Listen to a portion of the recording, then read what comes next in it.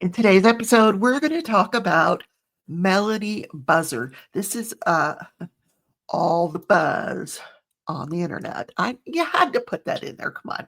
All right. So, yes, who is not looking for Melodee Buzzard? This is a serious story today because this is an ongoing active investigation involving a 9-year-old little girl. So I hope I have your attention because she recently could have been in your area, which would be California, Nevada, Utah, Colorado, Nebraska, Kansas, any of those states. If you're from any of those states, you're going to want to hear the story of Melodee Buzzard right after this introduction.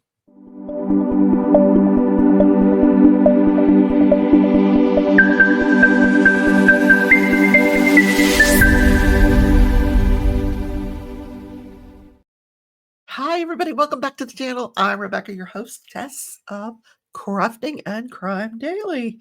Welcome back. Glad to have you in. If you're new to the channel, welcome. I'm glad to have you as a subscriber. Don't forget, if you wouldn't mind hitting that thumbs up button. I know it's kind of a pain. Where is it? Got to find it.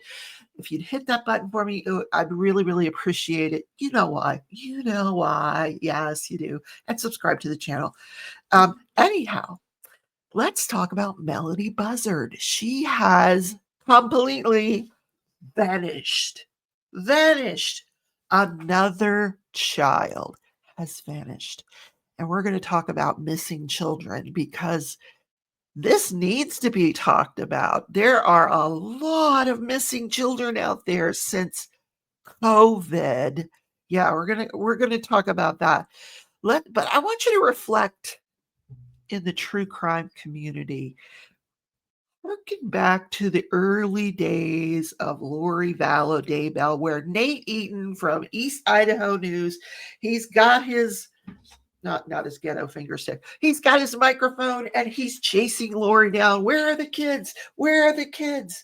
And Lori and Chad are not saying, where are Tylee and JJ? Their autistic son JJ and their teenage daughter, Lori's teenage daughter, Tylee Ryan, 16, gone, disappeared. The police knocking on her door, knock, knock, knock. Hey, where's your kids? Oh, they're off in Utah with my friend Melodee. Surely this has got to be ringing some bells to you. Long story short, those kids are later located. This is in September of 2019. Those kids go missing.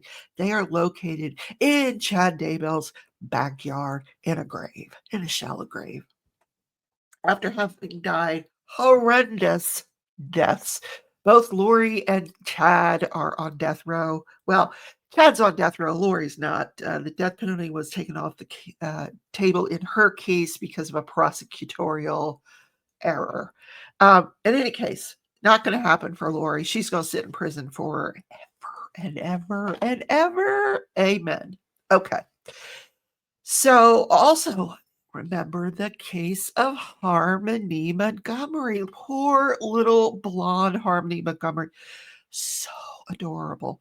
Well, unfortunately, on appeals lately, this case looks like it may be falling apart, but Harmony's another one that went missing. People hadn't seen her. Where's Harmony? Where's knocking on the parents? Dad, where's Harmony? Mom, where's Harmony? Adopted biological mom didn't have custody of her. Dad did. He wasn't saying where she was. Nobody's saying where she was. To this day, her body has never been found. But Adam Montgomery's wife at the time, who was not Harmony's mother, she came forward. They were both arrested. She turned state's evidence. She testified against him. Unfortunately, they tethered that charge of murder with another charge where he beat her up at an earlier time. And putting those two together probably was a mistake. And we're going to see if that conviction against Adam Montgomery, I don't know if you remember him, he would never show up in court for his case, never would show up. Anyway, two very famous cases of where we have parents who are just not cooperating with law enforcement. Same goes here in this Melodee Buzzard case. 9 years old. Melodee Buzzard was born on February 10th of 2016 and would be 9 years old right now. She was last seen on October 9th. That is the last time anybody has cited. Family members, I've heard family members say they probably haven't seen, some in as long as a year, some as long as 4.5 years, that they have not seen Melodee Buzzard. Melodee was born to Ashlee Buzzard and a man named Ruben Pinoy Mesa, who died in a motorcycle accident when Melodee was just 6 months old. So mom has been sort of reclusive with Melodee since in homeschooling her. You know, we got to homeschool. Well, on October 7th, Melodee's mom, Ashlee, and Melodee are seen on surveillance walking into a rental car company and renting a car. Now, here are some pictures of them as they walk in. It's caught on surveillance camera. Melodee and let me know your opinion on this. Do you think what they've got going on here is wigs? They're saying that these both Melodee, who's supposedly the girl in the hoodie. Keep in mind, this is October. Southern California, middle of the day, probably not appropriate for a hoodie to be all the way up over your head.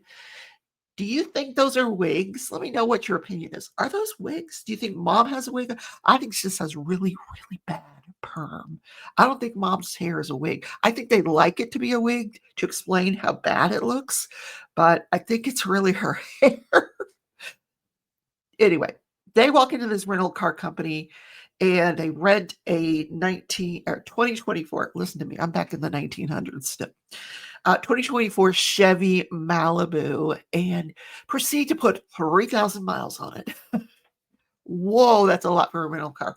They mom switches the license.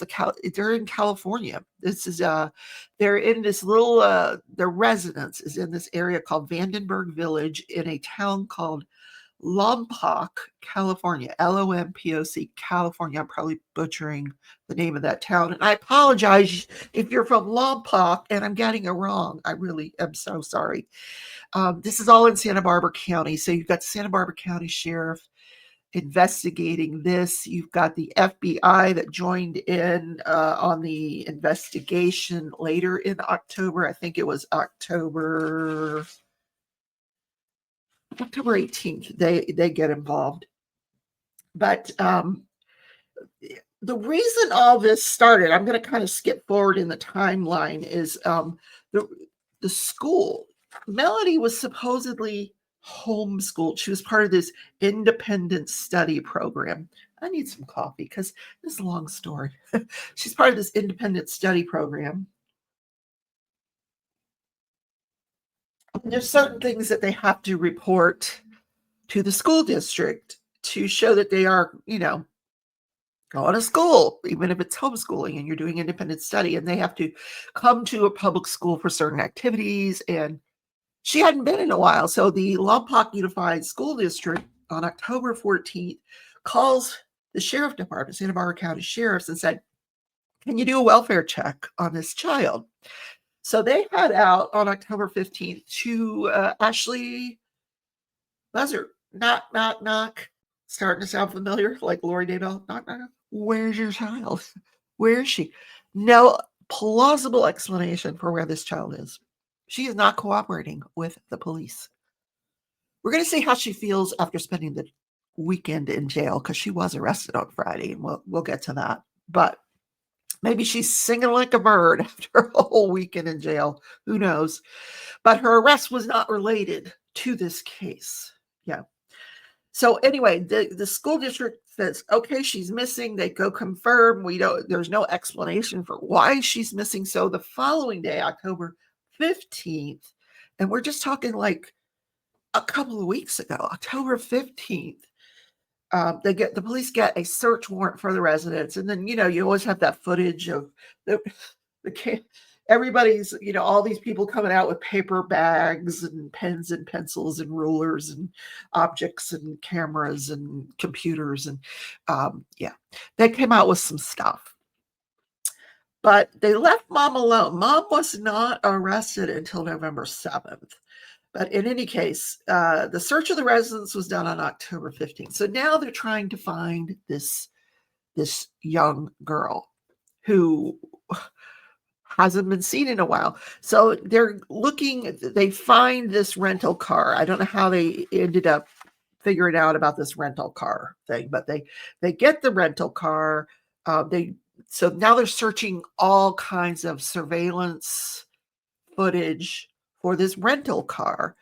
And they actually track down the rental car, take it into their possession, search the rental car. The rental car has GPS. We know that that rental car went 3,000 miles, over 3,000 miles, and went through the states of, it would have had to have gone to the states of Nevada. Let me show you a map. Here's a map of how it would get over to Utah. So they'd start in California down here, Southern California, go up through Nevada, kind of crossways. Like here's the well, look at the map. Don't look at my finger. Anyway, yeah, go up the map through Nevada, bottom portion of Nevada. Then you got to go through Utah, and then you get over to Colorado.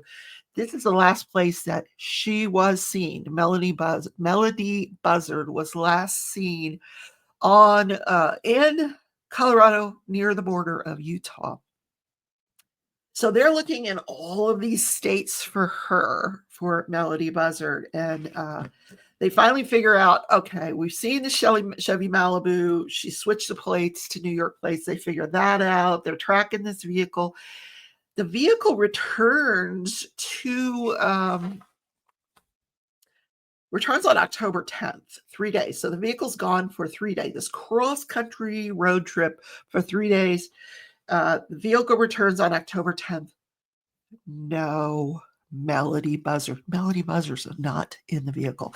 So now police are trying to figure out from October 9th, when she was sighted at the border of Utah within Colorado, between there and Lompoc, California, Santa Barbara County, where is Melodee Buzzard?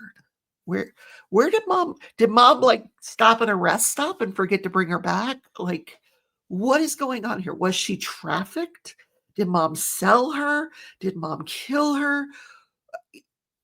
And you're thinking, 5 or 6 years ago, I would have said, oh no, it's not plausible that a parent would do that to a child. But a la Lori Vallow Bell and the Montgomery family, yeah, we know they do horrible things to their children. And I just don't know what has befallen Melodee Buzzard.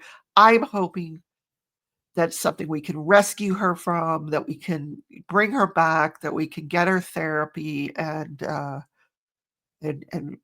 reintegrate her into society. But I just pray that she is not dead. So one of the things I wanted to talk to you just a little bit about was the amount of missing children, you guys. It's staggering. In this country, there's different studies that are out now since COVID. After everything came back to back on track and back to normal, public schools missed. They're missing a lot of kids. Now, we don't know if those kids stayed home and were homeschooled because they didn't sign up for any homeschool, because people have been looking for these kids. They didn't sign up for any homeschool. They didn't sign up for any private school. They are missing. They are not in public school. These are children that existed prior to COVID between the ages of 5 and 17 years old. Lots of them are teenagers now, that just fell off the radar. We have no idea where they're at. No idea. There are at least, it's in these studies, it's estimated to be 2.1 million children. 4% of this United States child population went missing after COVID. And hopefully that statistic is wrong, but even if a fraction of it is correct, where are these children? We know how difficult it was living through COVID, especially if you were isolated with family members. That's challenging. It's challenging because you're living with them day in, day out. You're not going anywhere. You're working from home. You're living from. We know how hard it was, but what happened to the kids? Did you give them away? Did you sell them? Where are these kids? They just went missing. Where are they off the grid? Where are they? All right, so let me know what you think of this case. I want to leave one final detail for you, and I'll also link this down in the description. If you have what you think is a lead, you can contact the detectives at 805-681-4150, or you can leave an anonymous tip at 805-681-4171. If you think you've seen this child, cute as a button, absolutely adorable. Let me know your thoughts on this case, and I will see you guys in the next video. Take care, everybody. Bye.